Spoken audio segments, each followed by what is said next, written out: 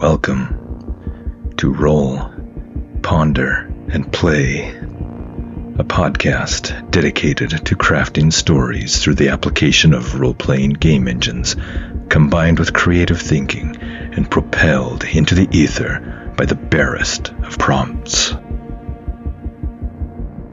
I'm Jarrett Hess, taking on all the roles of Game Master, Solo Player, Author, and Narrator. Come with me on a journey, and together let us explore realms of shadow, danger, and wonder. One role can decide the fate of many things.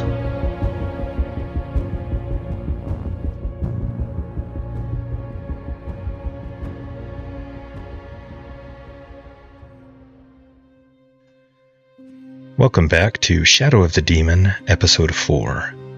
In our last episode of Shadow of the Demon, Renchant Pel Nil discovers that Tatyana has engaged the hotel staff in preparing for an engagement signing celebration, and anxious to not be tied down, considers fleeing through the open window of the hotel's second-story window into the snow.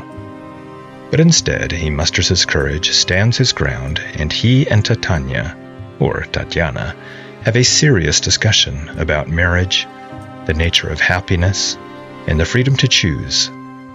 Renchant relives a poignant childhood moment and shares with Tatyana the despair and loss he felt when his father, who had beat Renchant as a child, fled in fear when Renchant's magic erupted to protect the lad.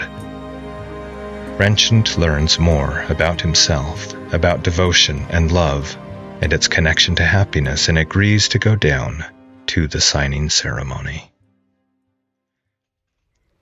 Renchant and Tatyana descended the stairs to the main floor to cheers, clapping, and an atmosphere of general mirth. Festive sights and smells surrounded them, a stark contrast to the moans from the cold and the hungry outside. Cinnamon and honey mingled with the scents of apples and oranges, and even cardamom and cloves from the southern regions of the realm adorned the spiced cider that steamed from large jugs, the base of each decorated by a wreath of greenery. More garlands of pine hung about the windows and from the rafters. A sturdy oak table in the center of the main common room had been designated the Table of Promises, where two clergy of the goddess Sheniel, one a short, stout male with a balding head, and one a taller male with graying hair, stood as the couple descended to cheers and claps, the blue-green robes of the two priests rippling as they also clapped politely. The priests beamed at Renchant and Tatyana, legal parchments and quills all set up and ready for the signing. Flanking them, a man in dark clothes, oily beard, and slicked back hair watched Renchant and Tatyana with a bored expression. A lawyer, Renchant decided. Renchant looked at the table in the center, and his feet felt leaden. His heart began to beat a frantic staccato. He pulled at his collar. "Are you all right?" Tatyana turned her pretty face in his direction. "It's just a bit hot in here. Are you sure you really want this?" He gave her a sidelong look. "Be bound to me?" he asked. She grinned at him and squeezed his hand. They paused, and she stood on her tiptoes and kissed his cheek. "Do you doubt my sincerity?" she whispered. The crowd cheered louder. "No, but I do doubt my..." He paused, struggling with the words. "Ability to give you what you desire. You know who I am, what I'm like." "I'm not asking for perfection, nor should you expect such of me, Renchant. This is about commitment, about saying I'm sorry and I love you, and continuing to try again when things don't work out at first." "I am not in the habit of giving apologies, nor showing signs of affection." His mouth turned down in a slight crease. "Don't worry, I'll help to instill those virtues within you." She grinned at him again and pulled him forward.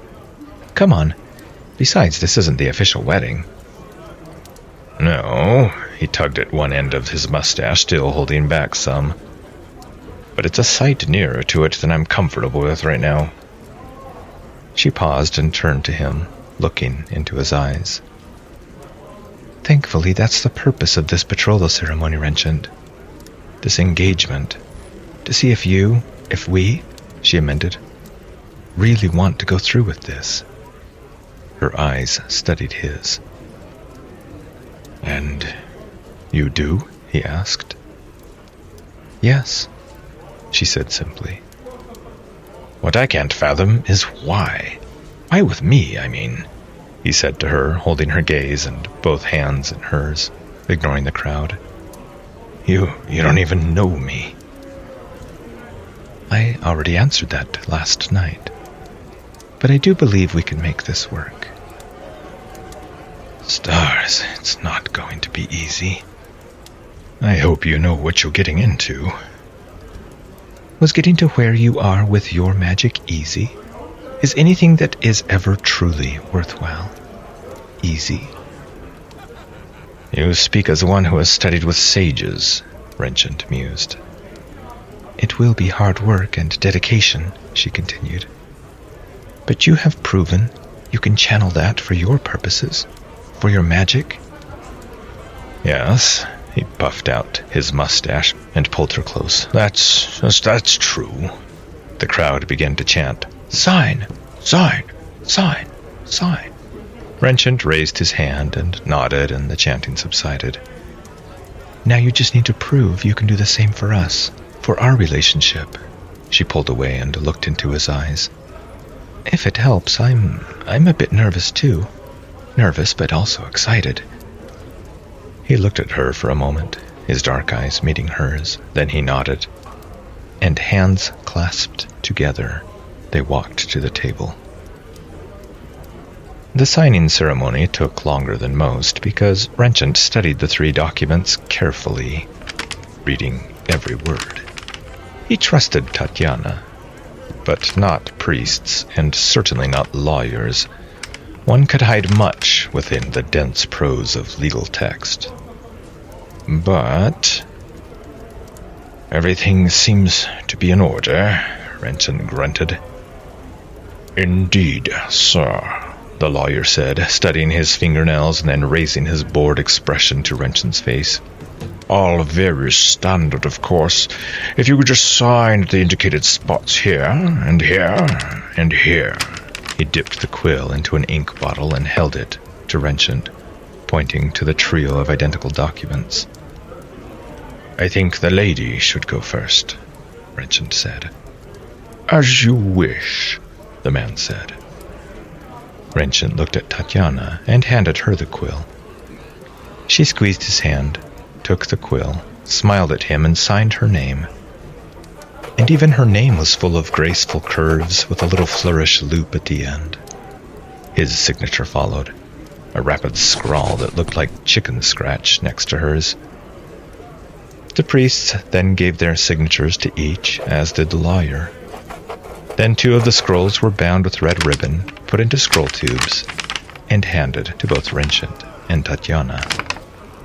"The signing is complete," the shorter priest announced, his bass voice booming throughout the room. "Congratulations on your betrothal, and may Shiniel grace you with peace and love upon your eventual wedding." Renchant and Tatyana kissed to a roaring crowd. "And now, come one and all," the priest said, "celebrate the happy couple with music and with feasting." And with that, the common room erupted into merriment. Let's take a break here and find out a little bit more about what's happening with this scene. Is the entire party here? I think that is likely, and I get a yes and. That makes me think that the lord of the town is also here. Let's give him a name. His name is Theacris.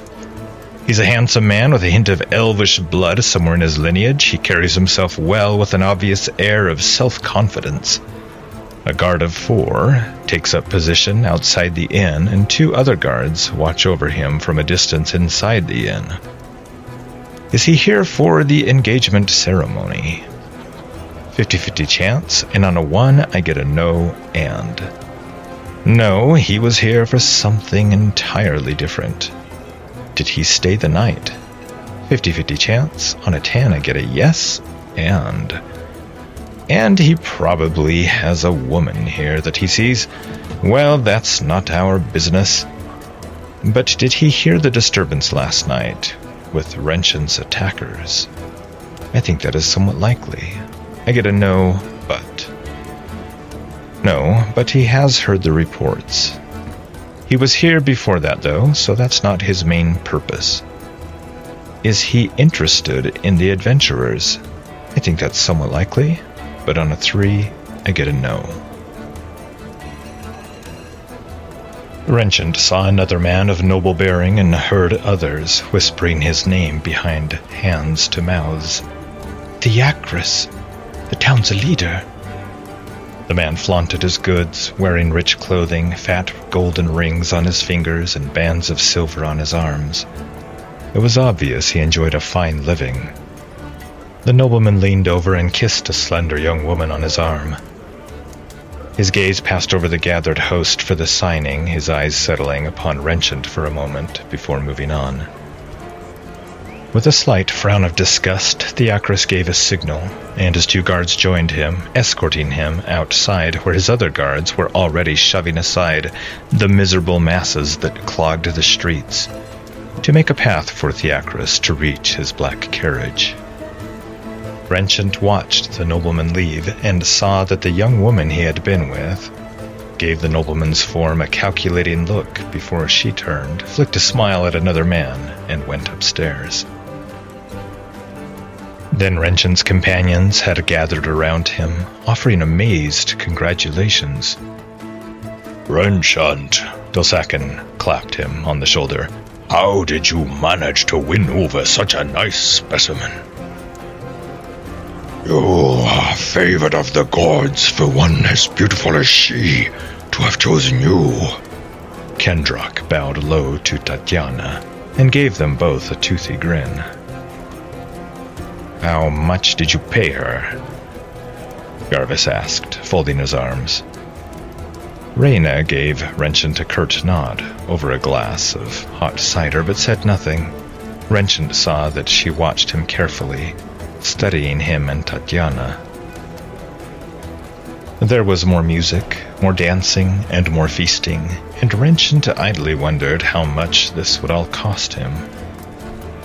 Later, Renchant saw Reyna talking in low tones to Tatyana, alone next to her on a settee. Is there a problem?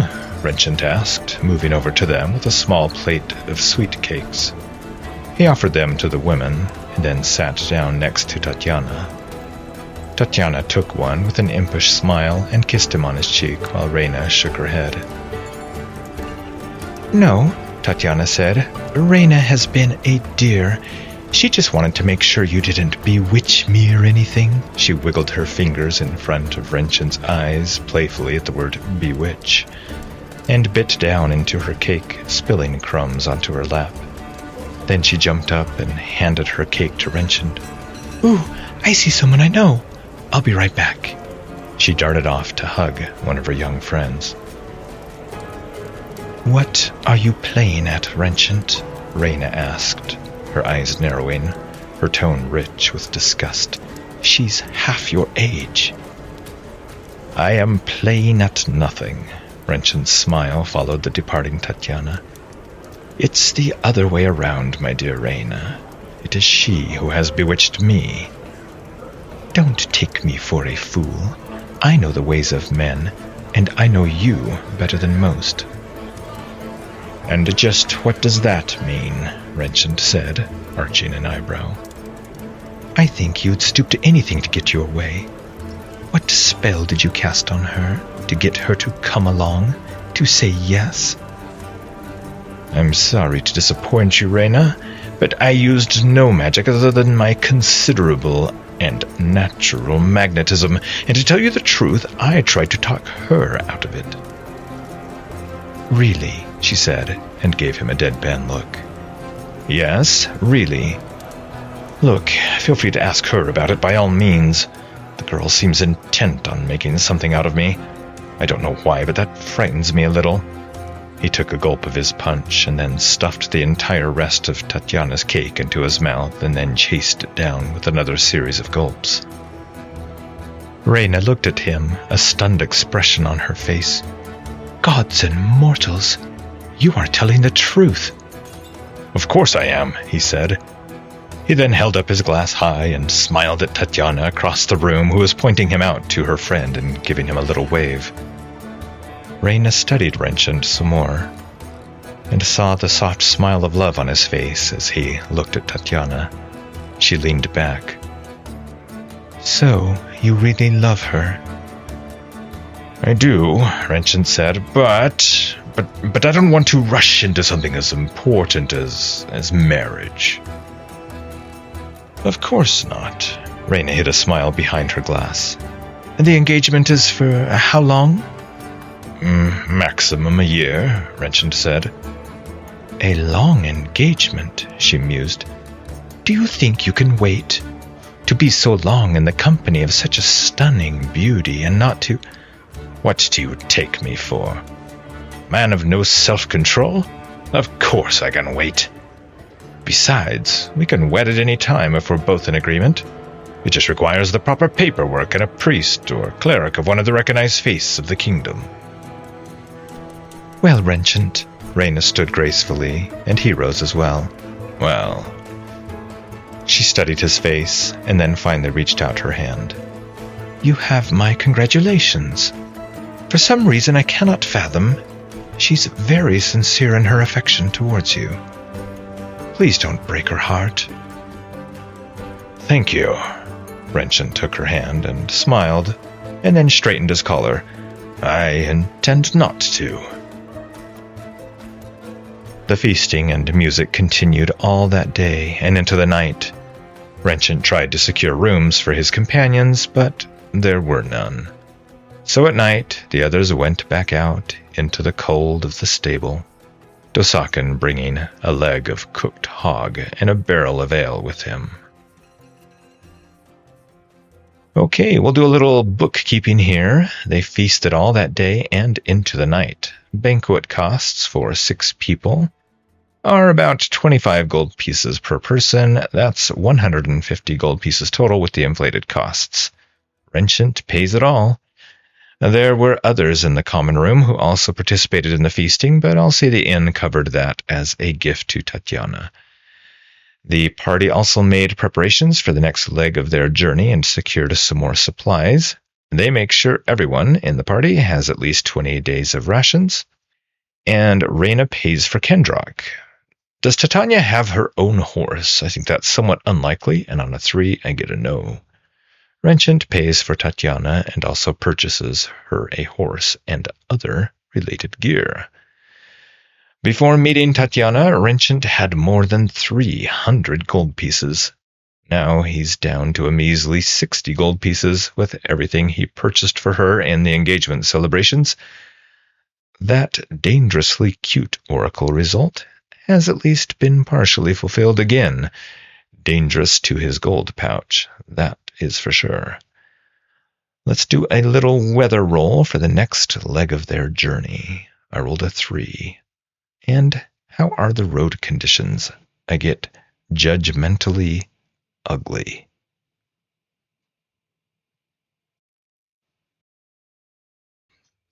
The next day, the party left the town of Inolulan, and upon horseback, they all headed south.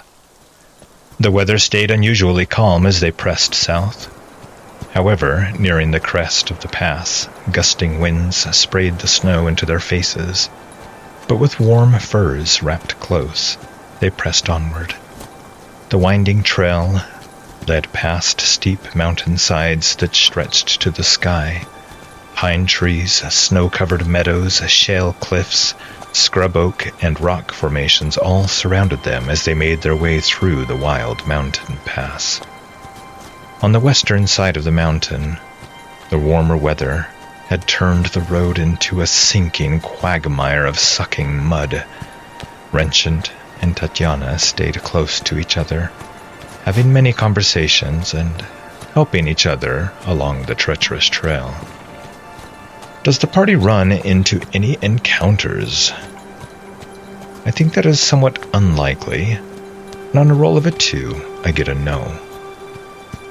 Aside from a few refugees keeping their distance, the party didn't meet anyone in their travels, and after 3 days, they made it through the mountains and down into the foothills on the southern side. The King's Road now stretched out before them, far to the south. With mud-smattered cloaks and mounts, the party pressed onward, under partly cloudy skies. The further south they traveled, they saw more patrols of armed guards, paid out of the coffers of the king to keep these roads safe from banditry and their ilk. As they traveled, Reyna even saw another member of the Royal Rangers heading north, passing the party at a gallop. Since these roads are patrolled, I'll say that the likelihood of a dangerous encounter is unlikely, and I will make one roll for each of the 3 days. And I rolled a 3 for a no, and a 1 for a no and another 1 for a no and. They stopped for a mid-afternoon snack, sitting on some boulders atop a nearly bald hill with some scrappy oak trees, their horses grazing on short, stubby grass nearby. Not only did they see more guards patrolling in the distance, but they also saw larger armed formations, entire regiments, in fact, heading north, while others cut east towards Catalan.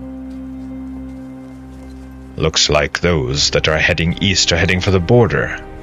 Jarvis nodded, shielding his eyes and watching the ducal banners snapping in the wind as they heard the distant whinnying of horses, and caught the glint of the afternoon light reflecting off weapons and armor.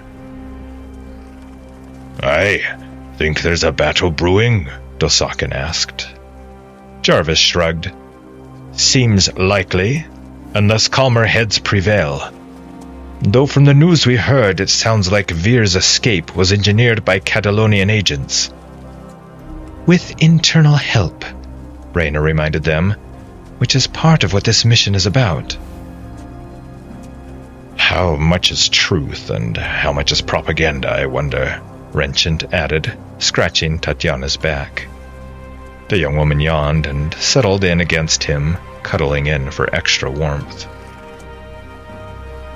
"I trust that Captain Ethid was telling us the truth," Reyna said. "He has always been forthright with me." "He seemed honest enough," Renchant nodded. "He at least believed what he was told by his superiors." "What do you mean by that?" Reyna asked. "Reyna, my dear, as a soldier you have the luxury of not having to worry about it," Renchant said. "After all, Captain Ethid is your military superior, and as a Royal Ranger, you are oath-bound to follow his orders and to protect the royal family, whether those orders are based in truth or not." "And?" "All I'm saying is that we are all but pawns in a larger game played by King Kirat and his house. They may be telling the truth, they may not. Either way, we're still only pawns." "All shall be revealed in good time," Kendrock said, standing and stretching. He then climbed into his saddle, the horse whinnying in complaint as his large bulk settled into it, and he picked up the reins. "Until then, we have many miles to go ere we reach South March." "And many more miles of this punishing road on that torture seat of a saddle," Tatyana groaned, rubbing her rump. "I'm definitely going to need a massage," she sighed. Renchant leaned over and whispered something into her ear. She reddened and pushed him away playfully. "Not until we're married, mage. Hands to yourself." But she gave him a long, lingering kiss before settling onto her own saddle. For 10 more days, amidst rain and snow and sometimes sun, they followed the southward road. at times camping alongside the highway, at times sleeping in some musty barn or other. The houses grew more numerous, the farms smaller, the communities and towns larger as they approached the current seat of power, the city of Southmarch, the new capital of the Kingdom of Crewen. The evening of the 10th day at sunset, the sun hit the spires and minarets of Southmarch, burnishing them under the red golden rays. Guards at the gate stopped them and began asking their business, but upon seeing Raina's crest on her armor and her unblinking stare, they let the party pass without further issue. As the dying sun set and night began to fall, cobbled streets stretched away into mist. Wooden and stone houses, 2 stories, 3, sometimes higher, blocked out the sun as they made their way into the city's interior. Snow lay piled up in dirty mounds, and the destitute milled about, picking through the garbage. Has Raina ever been to the palace before? I think there's a 50-50 chance. But on a roll of a 3, I get a no. Have you been to Southmarch before? Renchant asked her. Raina nodded. Yes, but not since the capital was moved here. But I have never been to the palace. But you can't miss it. She pointed to a large walled compound on a hill, where the winter sun caught the whitewashed walls, giving them a bloody golden hue. Together they rode along the cobbled streets to where the palace, the new seat of power, sat on a large hill in the center of Southmarch.